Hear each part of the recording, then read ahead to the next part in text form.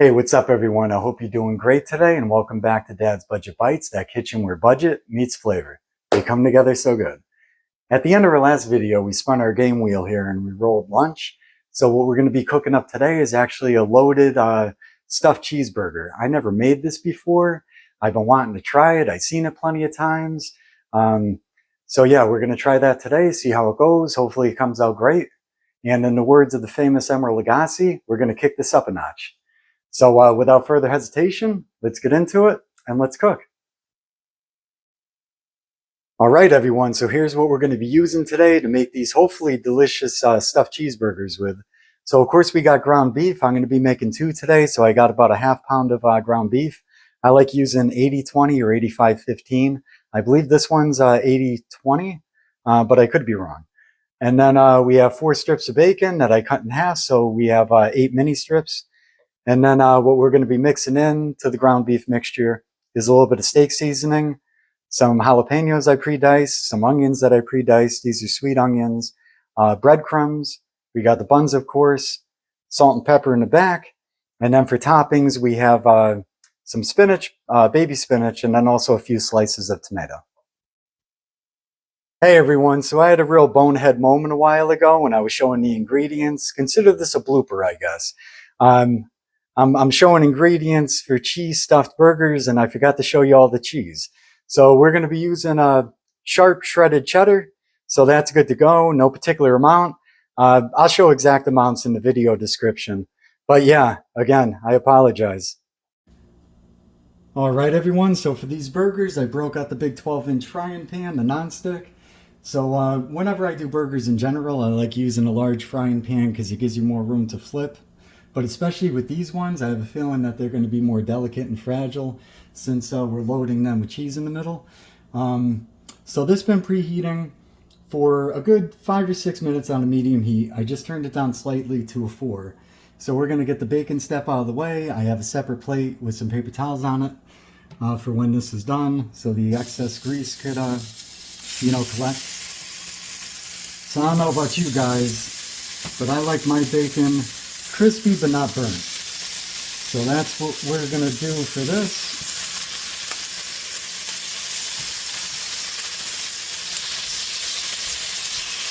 Try not to burn yourself. Sizzle, sizzle. All right.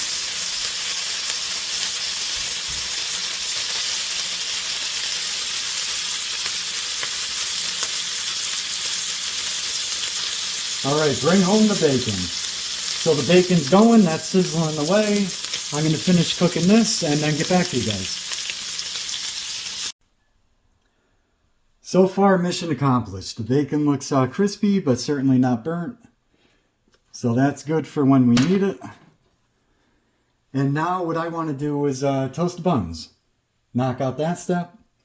So reusing bacon grease is very versatile. It's great for many things, and it's also great for toasting buns on. So I don't know about you guys, but I like toasty buns. So I turn the pan down to, it's in between a 2 and a 2.5, a lowish heat. I gave it a few minutes to, for the pan to kind of cool down. Now we're going to toast these buns, knock out that step. And it will soak up a little bit of that flavor too. Again, I drained most of the bacon grease, but I kept just a little bit because you don't want the the buns to get soggy. But it will add a nice flavor and it will help with the toasting also. So we're gonna give these however long it takes. Kind of boring to watch bread toast, I guess. So I'll get back to you when this is done. Probably in only a few minutes, I would imagine. Now it's time for the fun part. We're going to mix the ingredients in with the ground beef. I never made this before again, so I'm just kind of winging it. I did look at a recipe quickly for inspiration. That particular recipe didn't call for jalapeños, the onion, steak seasoning, or the breadcrumbs. So I'm kind of adding that on my own. I did add steak seasoning to burgers before and it tastes great. You could totally omit it if you want to. You could omit any of this stuff if you want to. I have a feeling, though, that the breadcrumbs are going to help act as a binding agent, sort of say, to help keep the cheese contained in the middle. Hopefully less leaks. Hold it together a little better. So I'm going to start with that. You don't want to add a lot because you're not making a meatloaf. This is 2 tablespoons. I probably did 1, maybe just over 1. So I'm going to start there. And then we got our steak seasoning. Add that in too. I want to make sure that the breadcrumbs are nice and incorporated.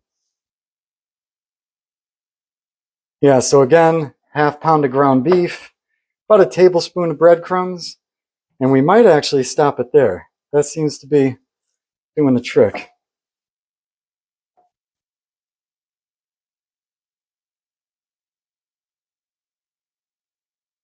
Okay. All right. So that's looking pretty good. I forgot to mention, rings off, my daughter's bracelet off, sleeves rolled up, hands washed. All right. So that is looking good, my friends. And now we can add the onions. Again, I'm not sure if I want to do all these. Oh, that looks like enough. And then I have ½ of a large jalapeno. So I think I'm going to add most of that too, but not all of it. Yeah, we'll do that. Mix, mix, mix. Yeah, I have made burgers before with onions and peppers in there, mixed into the ground beef. And it is tasty.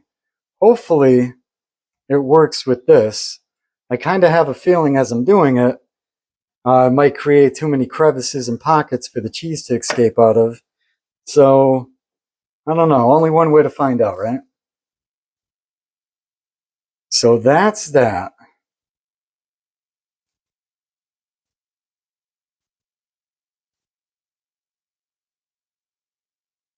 All right, so I'm going to break these into equal halves. That looks pretty good.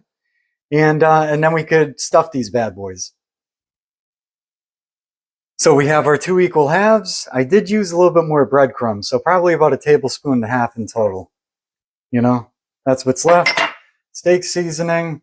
I used probably about 2/3, ½ of a small onion. So I guess 1/3 of a small onion, say.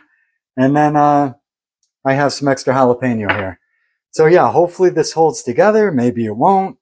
That's what cooking is all about, though. I said that in plenty of videos. Sometimes things work out, sometimes they don't. You learn from it. As long as it's not a disaster, then we're good, So we'll see. So now you want to kind of create a pocket. So we have our equal halves here. You kind of want to create like a little, kind of like a bird's nest. So a little bird's nest here without going all the way down. And that's what's going to hold the cheese. All right.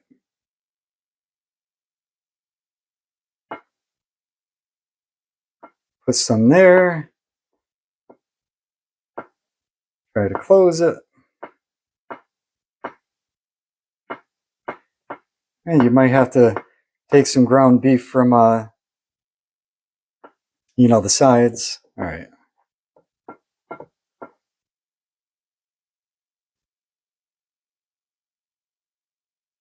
All right.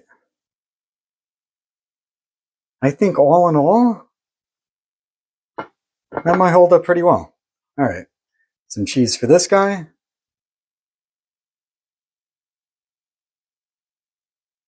Kind of stuff it in there. All right. And then close the gap.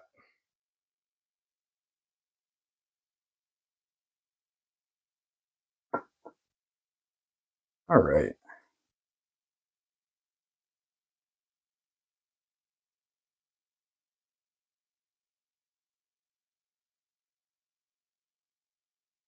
Okay. Be prepared to get your hands dirty. I think I washed my hands about 10 times so far. All right, so these are looking about as good as they're going to get. I think I might try to play with this one just a little bit more. All right, now it's time to fry them up. I'll get back to you guys in just a minute. Real quick, just show you what we got so far. That little piece of cheese just stuck, you know, from the outside. That just got stuck. But yeah, this is, I think it's looking all right so far. We'll see how it cooks up. And I'll get back to you guys in a minute.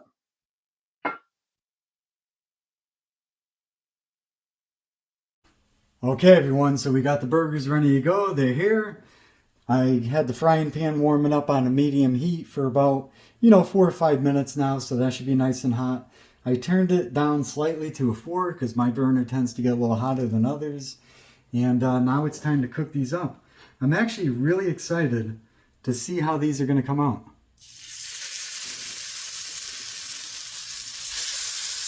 Probably 5 to 7 minutes per side, depending on how you like yours. I like my burgers like a medium. Hopefully they stay intact. The moment of truth, though, is will be upon us very soon. So when these are ready to flip, I'll get back to you guys. All right, so we got our clean plate for the burgers when they're ready. These have been going for about 5 minutes. I actually turned the heat down 2 or 3 minutes ago to a 2.5. I wanted to make sure that it cooked through and also the cheese got nice and melty in the middle, since I never tried this before. So I started on a 4. I did turn it down to a 2.5. Now we're going to flip. Oh yeah, look at that. Sizzle, sizzle. Hell, this is looking great so far. I'm pleased with this so far, guys. This is looking good. So I'm going to get this another 5 minutes or so on the other side. Again, I like my burgers like a medium. Technically in between a medium rare and a medium. So, yeah, I'll get back to you guys when these are done. Then we can plate it and try it out.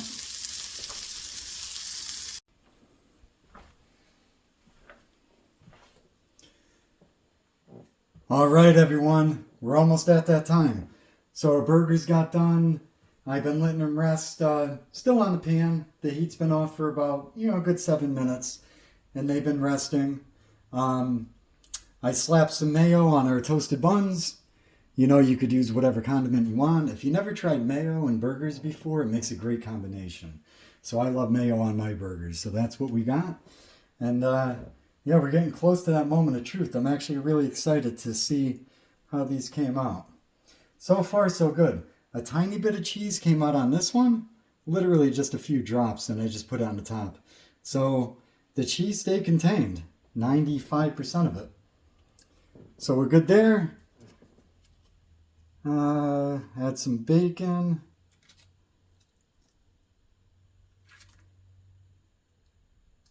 All right, kind of crisscross that. Oh, this is going to be a big burger. All right, so that one's done.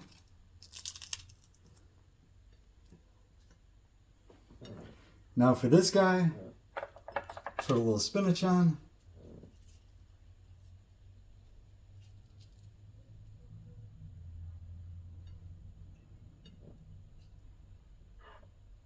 A tomato. Hey, you know what? Yeah, that should be good. All right, bacon.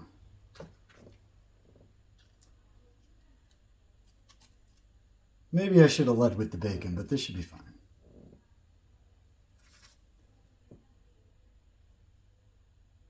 All right, top on.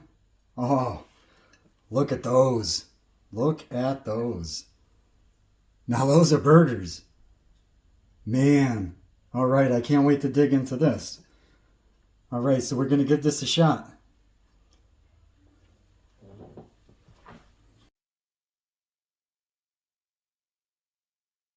All right, everyone, so now we're at that part of the video, the moment of truth, where we get to taste what we made, see if our hard work paid off, if anything could be done better. So far, I'm pleasantly surprised by this. It looks great. It smells great. Yeah, just to give you a close-up at home. So I'm going to try the one with the spinach and tomato on it.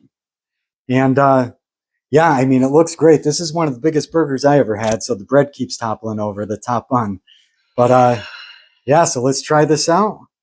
The cheese is oozing out, just the way I saw it in the pictures. So yeah, let's see.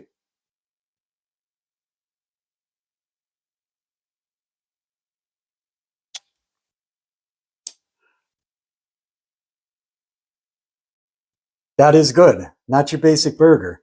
So with the onion in there, the jalapeno, the cheddar in the middle, everything on there, it blends together so great. The steak seasoning, again, if you never use that for burgers, if you're more of a traditionalist, maybe you don't want to.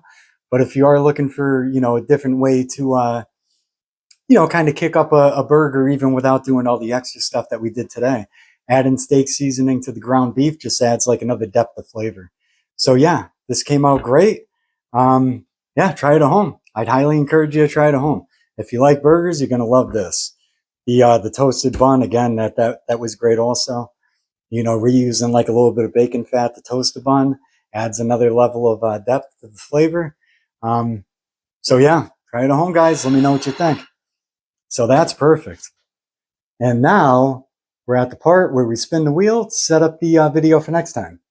So we ended on lunch. That's what prompted us to make our loaded burger here. So now we're giving it a good spin and see what we have in store for next time.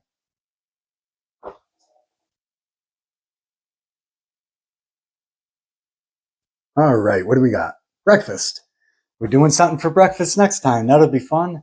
Be sure to tune in for that. Can't wait to see you all then. And until next time, I'll see you guys next time. Bye.